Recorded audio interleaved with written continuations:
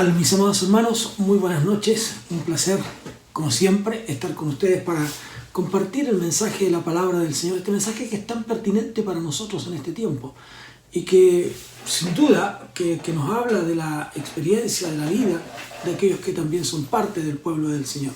Así es que invitarles a seguir con este estudio de las cartas paulinas. Recuerden que mencionamos que no vamos a entrar por tanto tiempo en cada una de las cartas, tal vez en unas más que en otras, pero vamos a ir pasando rápidamente lo que es esto. Por lo tanto, hoy día vamos a ver el capítulo 3 de Primera de Tesalonicenses. Les invito a orar para que el Señor nos dirija en esta hora. Padre, en el nombre de Cristo nos inclinamos ante ti y te pedimos, Señor, que la dirección de tu Espíritu Santo, que la gracia tuya, Señor, sea sobre nosotros y que tú traigas palabra sabia para nosotros, palabra de bendición. Gracias en el nombre de Jesús. Amén y amén. Bueno, estamos, como hemos dicho, estudiando estas cartas del apóstol Pablo y hoy día vamos a ir al capítulo 3.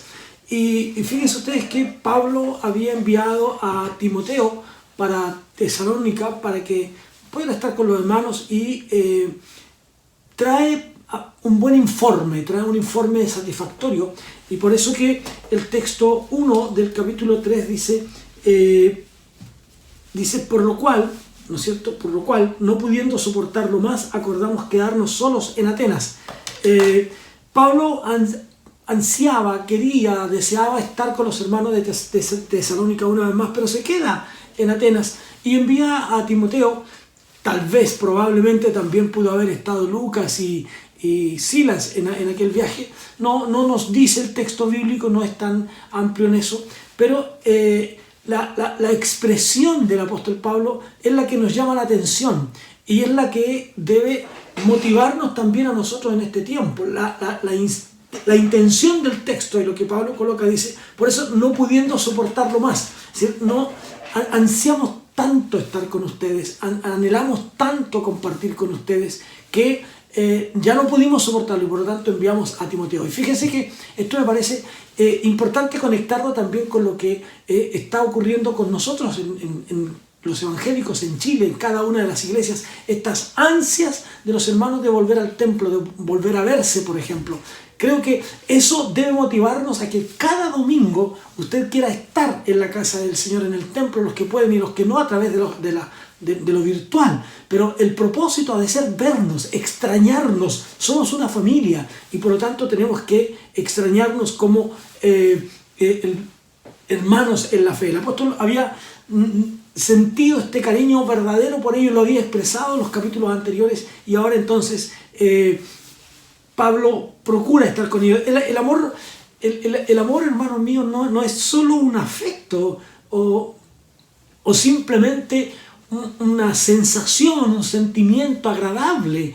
El amor tiene que buscar el bienestar, el beneficio de otros, ¿no? Y eso es lo que motiva al apóstol Pablo a poder estar con los hermanos en Roma, buscar el beneficio de ellos, ayudarlos. Así es que es esta la manera, con acciones, es que se demuestra el amor hacia los demás, son las acciones. Así es que si usted ama a alguien, usted debe desear el bienestar de esa persona. Si usted ama a sus hermanos de la iglesia, debe desear estar con ellos en lo posible, debe desear abrazarlos, verlos, mirarlos, estrechar sus manos, aunque sea a la distancia en este tiempo todavía, conservando nosotros estos aspectos sanitarios que son tan importantes. Pero el solo hecho de fijar nuestra mirada, de unir nuestra mirada con otro hermano, trae bendición, trae satisfacción a nuestras vidas. Y así debiera ser también con cada uno de nosotros. Por eso que dice, enviamos, dice a Timoteo, ¿no? Nuestro hermano, servidor de Dios, colaborador nuestro en el Evangelio de Cristo, para confirmaros. Fíjense que aquí encontramos no solo la descripción que el apóstol Pablo nos hace de Timoteo. Él nos habla de un hermano especial. Él dice, Timoteo, nuestro servidor, nuestro diáconos. La palabra diáconos tiene que ver con servidor, tiene que ver con alguien que está al servicio de, ¿no? Entonces, esa palabra que Pablo coloca aquí, nuestro servidor de Dios, ¿no? Es esta palabra diáconos, que habla de estar al servicio de, ¿no? Al servicio de. Por lo tanto, lo que Pablo está diciendo aquí, ¿no es cierto?, es que en el Evangelio, el servicio, ¿no?, a Cristo o el evangelio de Cristo es en la esfera del servicio, en cómo estamos listos para servir a otros en el sentido de predicar el evangelio. Pablo dice: yo les debo el evangelio, ¿no? Y tengo que predicarles el evangelio. Por lo tanto, esta es la esencia del evangelio. Usted debe sentirse animado, motivado a servir a Dios. Por eso que Pablo dice: servidor de Dios, ¿no? Servidor de Dios y colaborador nuestro. Aquí la palabra en el original, esta palabra colaborador, tiene que ver con alguien que está al lado de, ¿ya? Uno apegado al otro, haciendo fuerza, ayudándonos unos a otros. Colaborador en el sentido de estar pegado al otro, ¿no? Y eso es lo que debe ser una iglesia. Ese es el sentir de Pablo en esta relación. Por eso que dice colaborador nuestro. Él ha estado aquí hombro a hombro, empujándonos, ayudándonos, animándonos, exhortándonos, aquí en la cárcel, aquí presos, ¿no? Pero sin embargo, aquí estamos, dice Pablo, o presos o en libertad, pero estamos juntos. Y en ese sentido Pablo describe a Timoteo como alguien que es colaborador, como alguien que se coloca al lado del otro. Así debe ser también su actitud frente al servicio del Señor. Recuerde, el evangelio de Cristo se expresa, ¿no? El evangelio de Cristo se expresa en la esfera del servicio, en lo que tiene que ver con el servir a Dios, pero también en este acto de estar al lado del otro, ser compañero del otro, ¿ya? Compañero del otro, para que así entonces podamos actuar de la mejor manera. Así que, y luego dice, colaborador nuestro en el evangelio de Cristo. Y luego Pablo coloca, ¿no es cierto?, el por qué, ¿no? ¿Cuál es el propósito de enviarles a Timoteo? El por qué enviarlo. Y aquí habla de confirmar. Esta idea de confirmar en el idioma original va en el sentido, usted recordará la historia bíblica, ¿no? En la palabra del Señor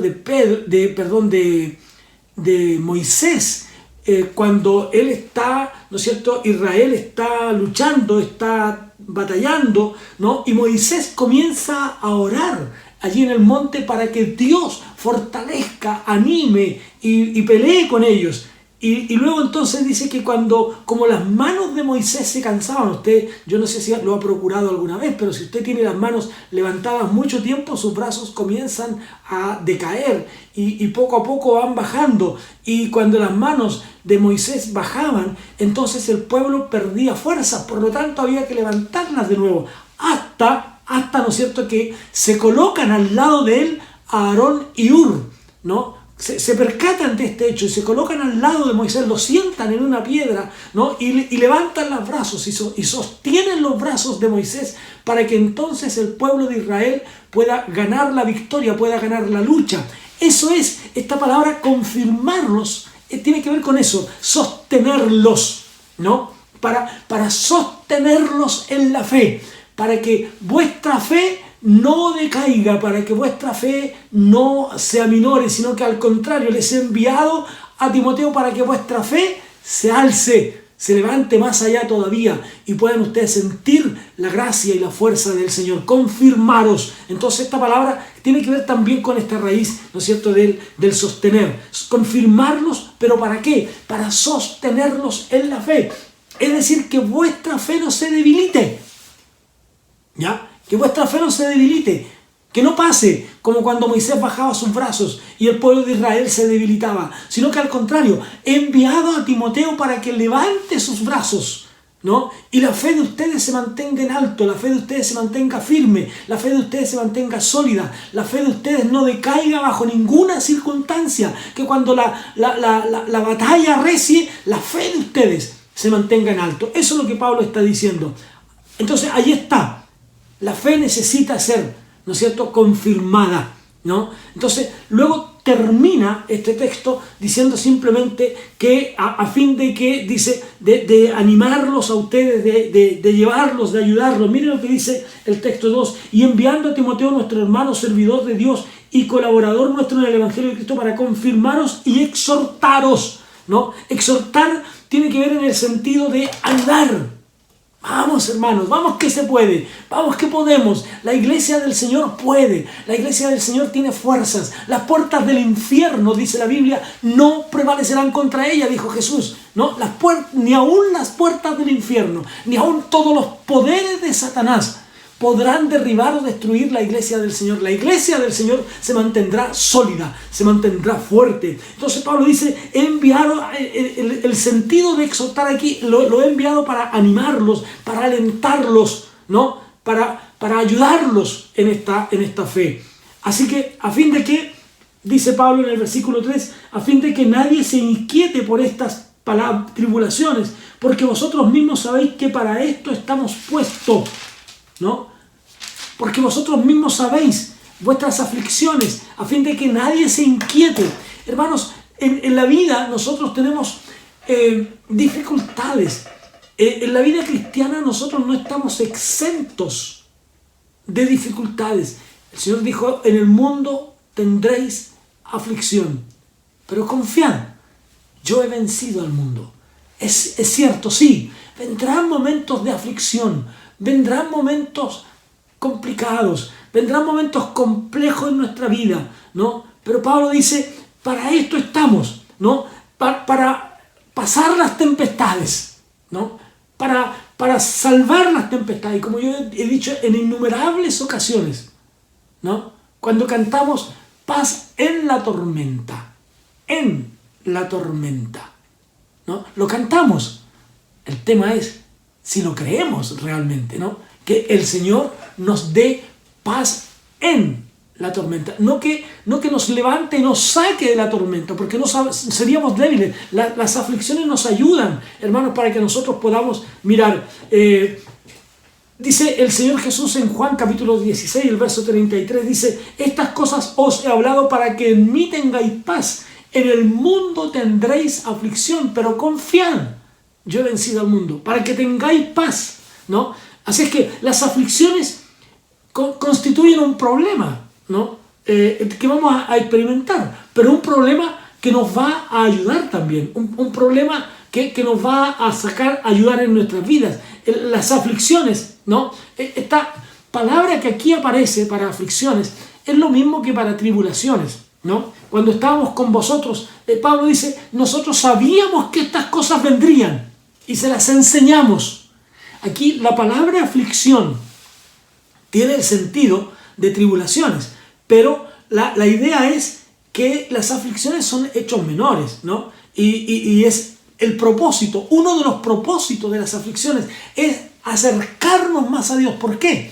Porque en medio de las aflicciones, cuando las aflicciones llegan, nosotros dependemos más del Señor. Reconocemos nuestra incapacidad de ayudarnos, reconocemos nuestra incapacidad de salir victoriosos, solos, por nuestras fuerzas, por nuestras capacidades, pero reconocemos en Cristo que con Él somos más que vencedores. Por lo tanto, uno de los propósitos de las aflicciones es acercarnos a Dios. Ellas promueven, ellas nos ayudan a estar en la búsqueda de la santidad, porque si somos santos es que entonces nosotros podremos salir adelante. Otro de los propósitos lo encontramos en los textos que vienen más adelante, ¿no? Pablo dice en los versículos 4 y 5, dice, porque también estando con vosotros, ya les dije, os predecíamos que íbamos a pasar tribulaciones como ha acontecido y sabéis, por lo cual también yo, no pudiendo soportar más, envié para informarme de vuestra fe, ¿no?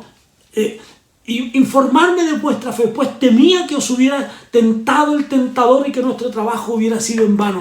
Pablo está realmente preocupado, no hay que hacer cosa que se levante alguien, como en los Gálatas, como ocurrió con los de Galacia, ¿no? Cuando Pablo dice ustedes, y lo vamos a mirar cuando nos acerquemos al escrito de los Gálatas, pero Pablo dice, hermanos, ¿quién nos fascinó?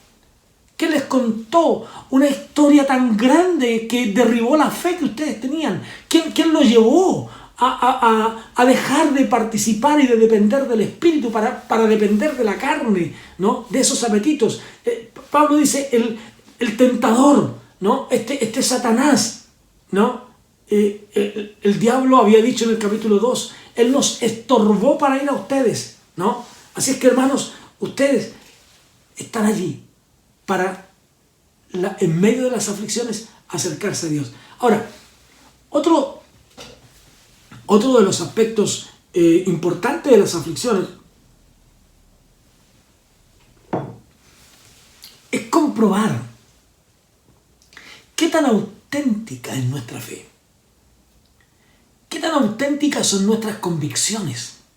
Cuando las aflicciones llegan, es cuando nosotros tenemos que demostrar que nuestra fe está arraigada en Dios. Esto es como el matrimonio, por decirlo de alguna manera y guardando las proporciones. Pero el matrimonio es hermoso, por supuesto que sí. Pero en el matrimonio hay aflicciones. Ahí hay muchos matrimonios que dicen, no, esto se acabó, terminó aquí por diferencia de caracteres, por esto, por lo otro. No, en las aflicciones nosotros tenemos que soportar. La aflicción es como el fuego que prueba la autenticidad de nuestra creencia, ¿no? Que prueba esta autenticidad. Porque, hermanos, digámoslo, hay creyentes y creyentes, diríamos nosotros, ¿no? Hay creyentes genuinos, verdaderos, pero hay otros que no, que ante cualquier batalla, que ante cualquier dificultad abandonan la fe, ¿no? Así es que es importante aquello. Luego dice el texto 6, pero cuando Timoteo regresó, nos dio buenas noticias de vuestra fe y amor, y que siempre nos recordáis con cariño, y que deseáis vernos como también nosotros a vosotros. Aquí el apóstol Pablo está recibiendo los informes de su enviado, de su comisionado, ¿no? Y dice así: por ello, hermanos, dice el texto 7, en medio de toda nuestra necesidad y aflicción fuimos consolados de vosotros por medio de vuestra fe. Porque ahora sí vivimos si vosotros estáis firmes en el Señor. De modo que ahora hemos vuelto a vivir, ¿no? Hemos vuelto a la vida, ¿no? Hemos vuelto a vivir. Ahora sí que vivimos. Ahora sí que tenemos confianza. Ahora sí que nos sentimos gratos. Ahora sí que nos sentimos realmente realizados. Y que el Evangelio implantado en el corazón de ustedes no fue en vano. Eso está diciendo el apóstol Pablo con esta expresión. Ahora sí que vivimos. Hemos vuelto a la vida. Nos llena el corazón. Se nos hincha el corazón. ¿Por qué? Porque ustedes están firmes en el Señor. Están firmes en el Señor, aún en medio de las pruebas. Ya se los habíamos dicho antes, dice el apóstol Pablo en el texto 4. Nosotros les habíamos hablado que el Evangelio no es fácil. Y una prueba de ello es el mismo apóstol, por supuesto que sí. ¿Cómo no? Si él mismo había pasado por diferentes pruebas, por diferentes aflicciones, ¿no? Así es que, hermanos míos, dice Pablo, esto es lo que ha pasado, ¿no? Esto es lo que ha ocurrido. Y fíjense lo que dice el apóstol Pedro en una de sus cartas, en su primera carta. Quiero leer algunos textos de Pedro allí, en el capítulo 4, el verso 12 y 13, dice lo siguiente, para que vayamos comprendiendo. Dice: amados, no os sorprendáis del fuego de prueba que os ha sobrevenido, como si alguna cosa extraña os aconteciese, sino gozaos por cuanto sois partícipes o participantes de los padecimientos de Cristo, ¿no?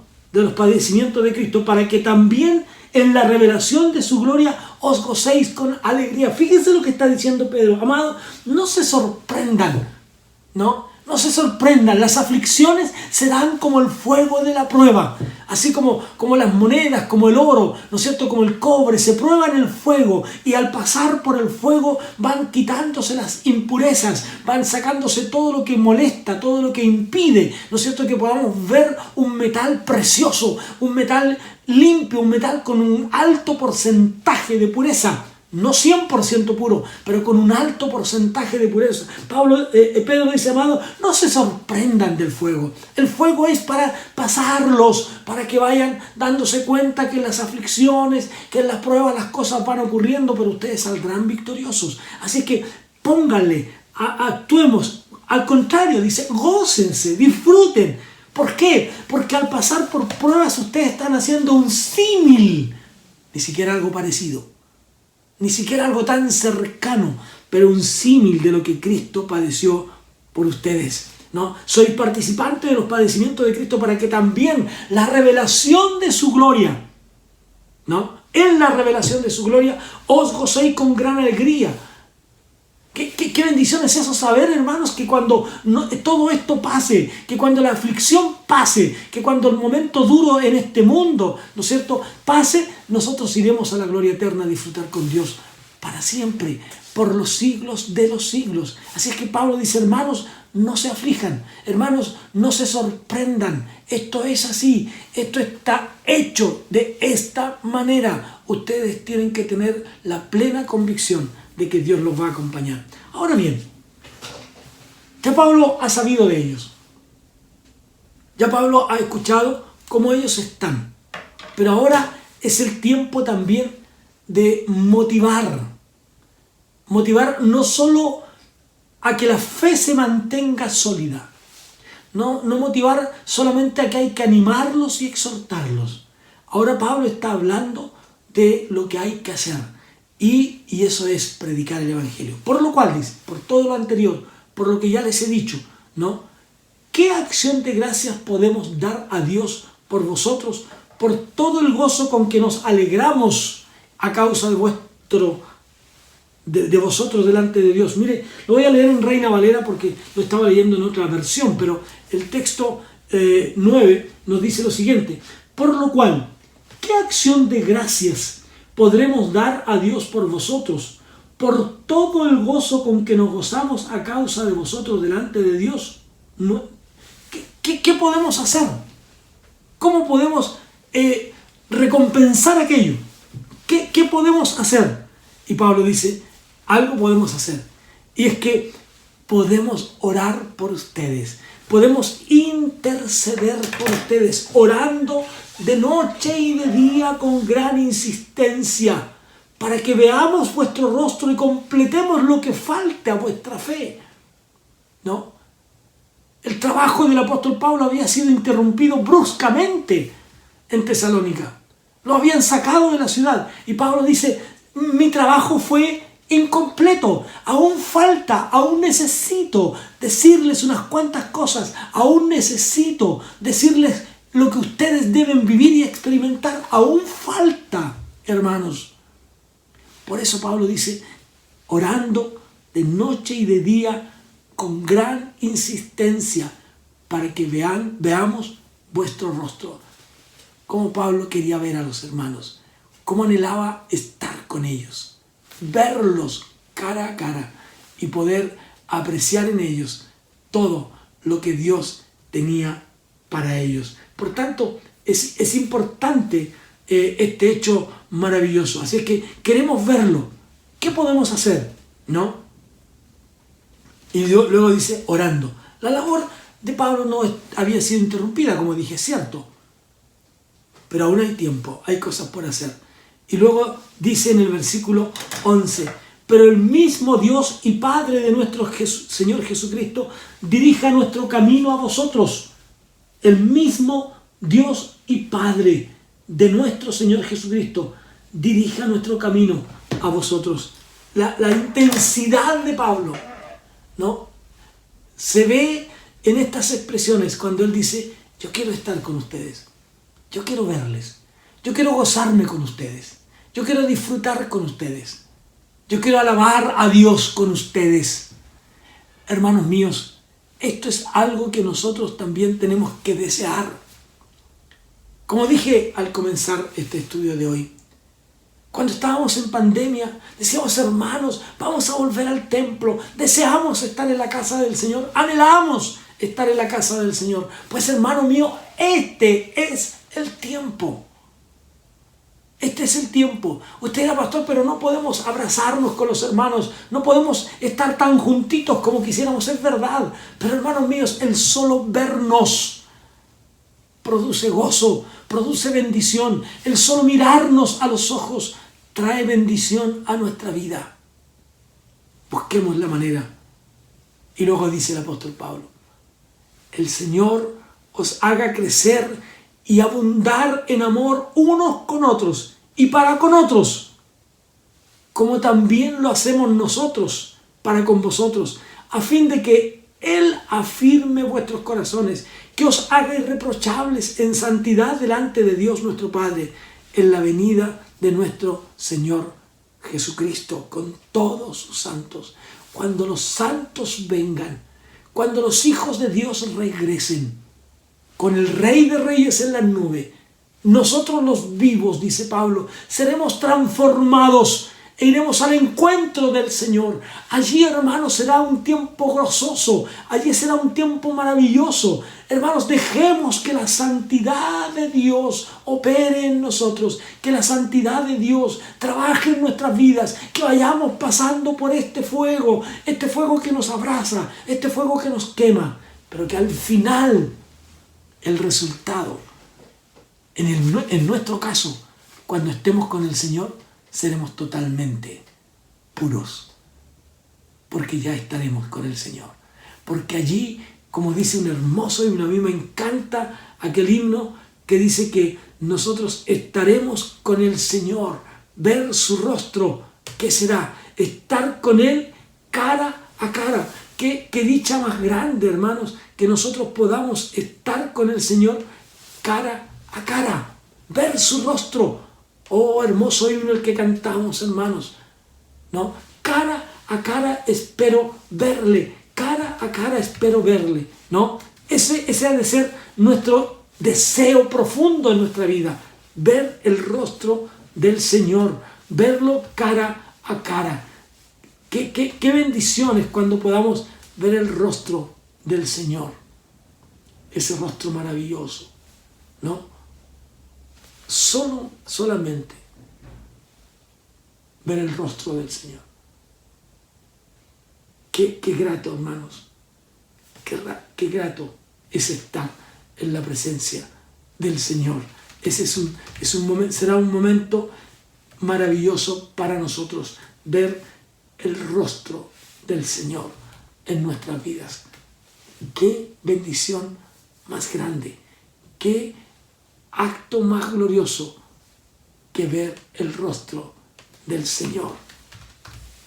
Por lo tanto, trabajemos, luchemos para que eso sea así, en presencia estar de Cristo. Ver su rostro, ¿qué será?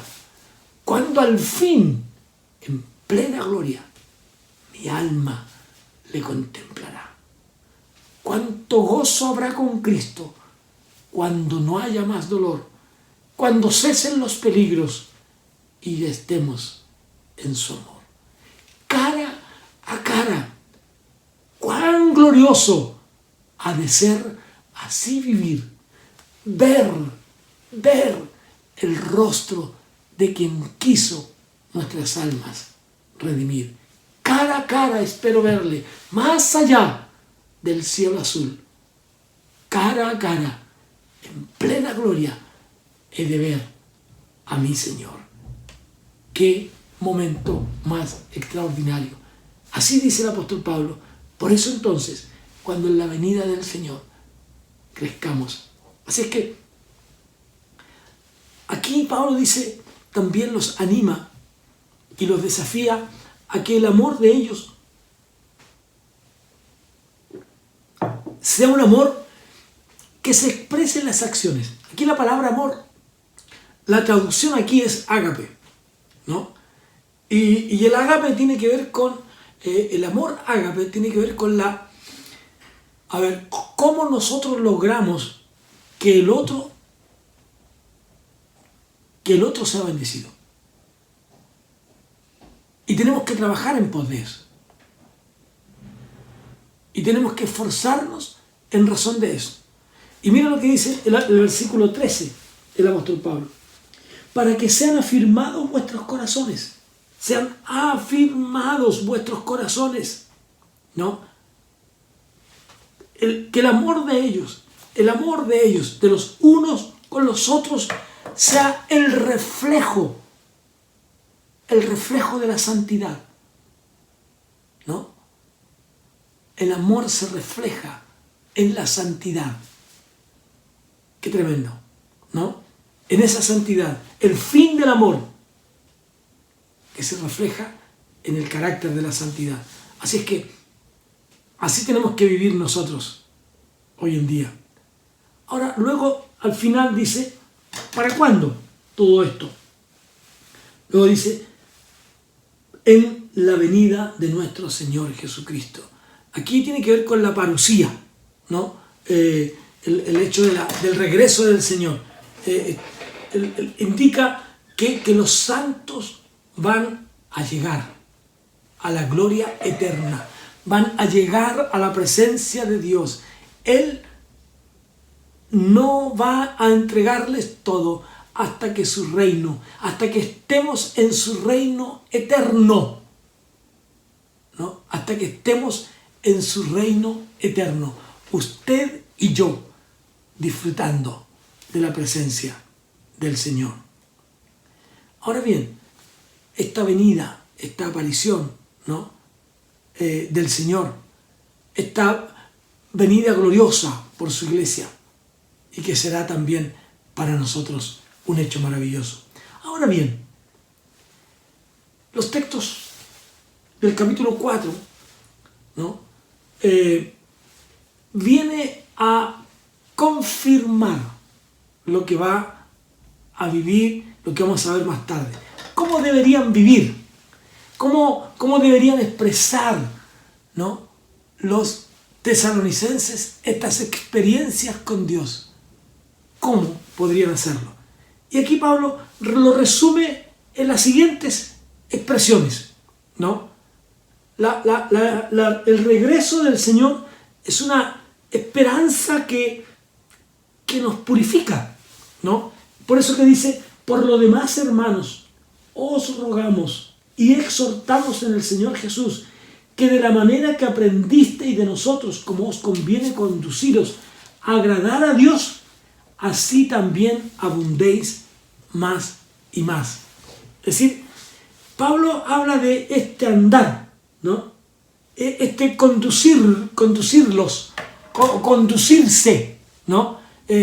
¿Cómo se encuentra aquí centrado? Condúzcanse conforme a lo que ustedes han recibido. Condúzcanse conforme a lo que han creído.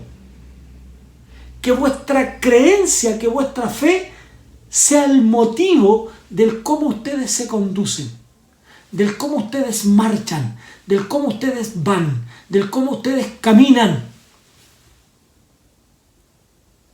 Háganlo de esa manera, ¿no? Así es que este aspecto práctico del apóstol Pablo: caminen, condúzcanse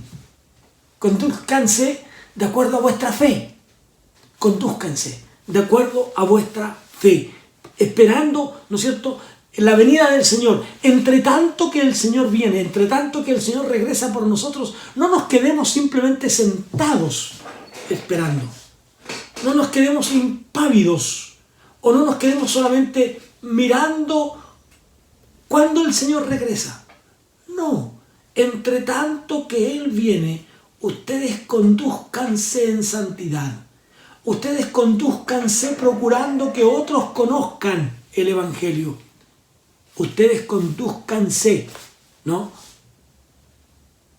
de acuerdo a vuestra fe. Porque saben, hermanos, dice Pablo, vivimos en este mundo. Somos de aquí. Pertenecemos a este mundo ahora, aquí. Pero en realidad, nuestra mayor pertenencia es en la eternidad con Dios. Nuestra mayor pertenencia es en la eternidad con Dios. Nuestros pies están aquí. Y aquí necesitamos estar por un tiempo. Sin duda que sí. Necesitamos estar. Vamos a vivir. Pero tenemos que vivir aquí.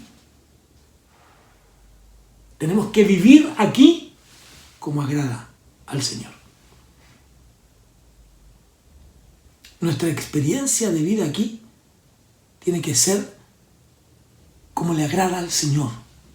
Condúzcanse, dice Pablo. Aquí está confirmando la fe de ellos. A través de esta carta, a través de estos escritos, Pablo les está diciendo: condúzcanse de acuerdo a vuestra fe. De tal manera que el resultado de nuestras acciones, el resultado de su andar, de su conducirse en fe, será el que otros vengan al conocimiento del Evangelio. Condúzcanse, caminen, vayan, no dejen de hacerlo, porque vuestra fe vuestro andar, vuestro caminar es importante. Ahora bien, luego dice el apóstol Pablo, porque ya sabéis qué instrucciones os dimos por el Señor. Mire cómo el apóstol Pablo está diciendo, hermanos, lo que les dijimos a ustedes no es otra cosa que lo que nosotros aprendimos de Dios. Y mire lo que yo quiero llevarles a ver en el libro de los Hechos, en el capítulo 2, el verso 42, nos dice lo siguiente, un texto conocido, por supuesto, ¿no? Pero que dice para nosotros así, mire, y perseveraban los creyentes, los que creían el Evangelio producto de la predicación de los apóstoles, dice, y perseveraban en la doctrina de los apóstoles, en la comunión unos con otros, en el partimiento del pan y en las oraciones. Perseveraban en las doctrinas. Doctrina significa un conjunto de enseñanzas. Eso es doctrina, un conjunto de enseñanzas. Perseveraban en la doctrina de los apóstoles. Qué tremendo, ¿no? Así que Pablo aquí está diciendo a los hermanos, ustedes ya saben las instrucciones, ya saben el evangelio que les predicamos, ya saben del evangelio que les anunciamos. Condúzcanse de acuerdo a ese evangelio, ¿no? Actúen, vivan, ¿no? Conforme a ese evangelio. El apóstol Pablo está haciendo también una declaración muy importante, ¿no? Si bien es cierto, cuando nosotros miramos el Antiguo Testamento, por ejemplo, los mandamientos, los 10 mandamientos no son una norma, o no son más bien, ¿no es cierto?, no tienen acción sobre nuestra salvación, pero sí tienen el propósito, son lo que Dios ha puesto para conducirnos, como dice la Biblia. Son como un ayo, como un pedagogo, como una nodriza, para llevarnos al Evangelio de Jesús. Los 10 mandamientos se constituyen entonces en un espejo en el cual nosotros podemos vernos y saber si estamos actuando correcto. Cuando miramos los 10 mandamientos, nos damos cuenta que somos pecadores. Sin embargo, aquí Pablo está diciendo, hermanos, les enseñamos todo esto. Por lo tanto, condúzcanse de acuerdo a esto. Pablo no está hablando de lo que usted y yo tenemos hoy día, no está hablando de sus cartas. Pablo no está hablando de los escritos del Nuevo Testamento porque no los tenía. Él está hablando de la enseñanza, de la instrucción, de la doctrina entregada para ellos por Jesucristo, basada en el Antiguo Testamento. Y los mandamientos se constituyen en una herramienta primordial de nuestra fe. Primordial. Por lo tanto, como yo hice un estudio en nuestra escuela dominical, un módulo que hicimos durante el trimestre recién pasado, los 10 mandamientos son pertinentes para la iglesia de hoy, sin duda. Sin duda que lo son. Son pertinentes, ¿no? Así es que debemos llevarlos más allá. Debemos llevarlos más allá. Entonces surge una pregunta. ¿Cómo entonces podemos hacer todas las cosas? Y mire lo que dice el apóstol Pablo. Quiero llevarles. Que cada uno de vosotros dice, pues la voluntad de Dios es vuestra santificación. Y aquí empieza a darle algunas pautas, ¿no? Capítulo 4. Que os apartéis de fornicación. Que cada uno de vosotros sepa tener su propia esposa en santidad y honor, no en pasión de concupiscencia como los gentiles, que no conocen a Dios. Que ninguno agravie ni engañe en nada a su hermano, porque el Señor es vengador de todo esto, como ya os hemos dicho y testificado. Pues no nos ha llamado Dios a inmundicia, sino a santificación. Dios nos llamó para ser santo. La voluntad de Dios en nuestra santificación. Mira lo que dice el texto 8. Así que el que desecha esto no desecha a hombre, sino a Dios, que también nos dio su Espíritu. La voluntad de Dios es que seamos santos. La voluntad de Dios es que vivamos la santidad. Es que mostremos al mundo que es posible vivir en santidad. Esa es nuestra demanda. Así es que tenemos que buscarla, ¿no? Tenemos que buscar nuestra santificación. La santificación del creyente tiene que reflejarse en su acción diaria, ¿no? Tiene que reflejar lo que hemos creído. Como diría el apóstol Pablo, mas yo sé a quien he creído. Así es que el mayor sentido de la santificación es que hemos sido apartados para Dios. Y por tanto, debemos vivir así. Vivir para Él. En santidad y amor. Terminamos nuestro estudio de hoy. Como dicen los textos, ¿no? Y da estas pautas. Cada uno sepa tener su propia esposa, sepa tener, no que no sea una pasión desordenada, sino que, hermanos, que todo esté sujeto. Todo tiene que estar sujeto a la gracia del Señor. Dios no nos ha llamado a impurezas. Él nos llamó a santificación. Por lo tanto, si alguien desecha esto, no desecha a hombre, no desecha a la iglesia, sino que desecha a Dios. A ese Dios que también nos dio su Espíritu Santo. Así es que busquemos a Dios en santidad. Tu santidad me envuelve, cantamos. Tu santidad me envuelve. Que la santidad de Dios nos envuelva cada día. Padre, te adoramos,